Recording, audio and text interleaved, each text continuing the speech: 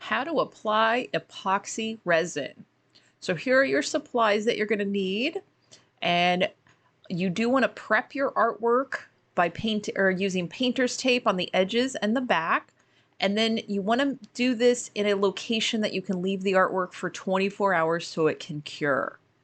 Now, once you have your location set, you're going to mix your resin, and it is generally a 1-to-1 ratio, so equal parts. And I have a nice little container that has the measurements already on it, so that makes it easier. But again, equal parts. Make sure you're wearing your protective gear, your gloves, your respirator, and then you're going to mix the two resins together, each part. And you do want to mix pretty vigorously, and it should be nice and runny and have some bubbles in it, quite a few little bubbles in it by the time it is mixed thoroughly. Please make sure that you scrape the edges of your container and the bottom so that way all the material gets mixed. And a visual, like I said, it should be kind of runny, and then all those little bubbles on there.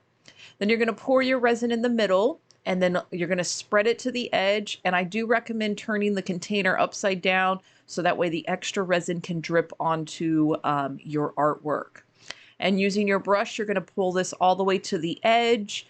Be a little bit controlled with this. You don't want to go crazy. You don't want dust or hair or anything dropping into your resin. That means you're just going to have to pick it out or it stays in there forever. And once you have your surface covered, you should have a nice reflection like this. Let it sit for about 10 minutes, and then you're going to torch the top of it. And what this does is it's going to be popping all of those bubbles.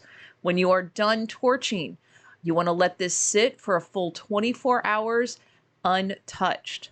And this is just a simple method. Please adapt it and adjust it for what you need, and happy creating.